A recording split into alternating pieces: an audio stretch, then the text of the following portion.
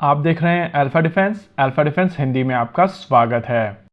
DRDO की lab chess ने एक एक्सप्रेशन ऑफ इंटरेस्ट रिलीज किया है और इस एक्सप्रेशन ऑफ इंटरेस्ट के हिसाब से वो एक पार्टनर ढूंढ रहे हैं जो उनके साथ में मिलकर हाई पावर लेजर सिस्टम के लिए एक बीम कंट्रोल सिस्टम बना सके। आमतौर पर डीआरडीओ की तरफ से एक डिजाइन बनाया जाता है और फिर एक डेवलपमेंट कम प्रोडक्शन पार्टनर को ढूंढकर उसको वो डिजाइन दे दी जाती है।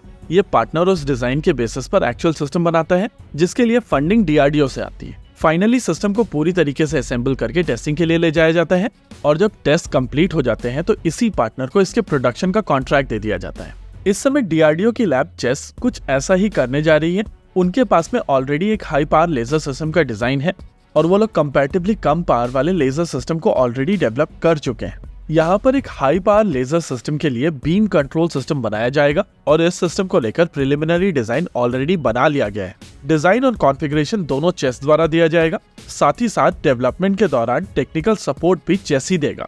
देखिए, डीआरडीओ की तरफ से लेजर बेस्ड कई सिस्टम बनाए गए हैं और उनका laser based anti drone system already deployed है। लेजर सेगमेंट में डीआरडीओ की दो लैब मिलकर काम करती हैं, एक है चेस और दूसरी है लैस्टेक।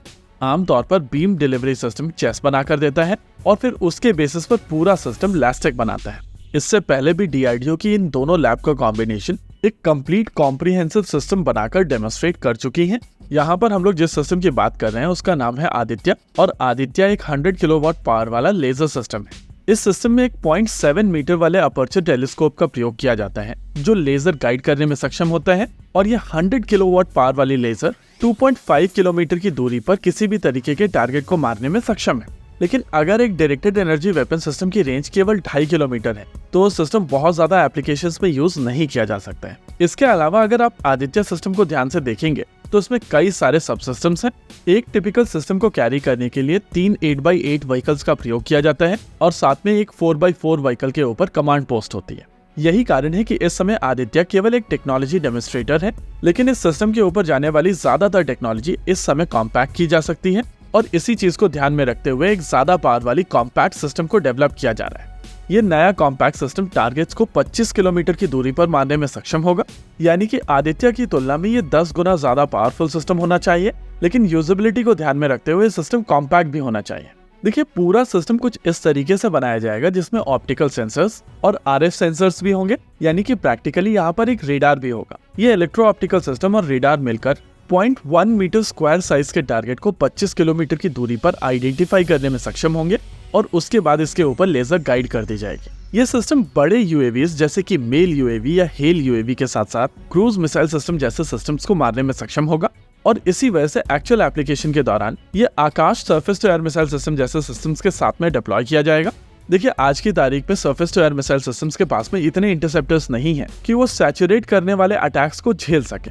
एग्जाम्पल के लिए, एक Akash surface to air missile system battery में 4 सेल्फ प्रोपेल्ड लॉन्चर होते हैं और हर एक लॉन्चर के ऊपर 3 इंटरसेप्टर मिसाइल सिस्टम होती है, यानी कि एक पॉइंट ऑफ टाइम पर आपके पास में 12 टारगेट्स को मारने की क्षमता है।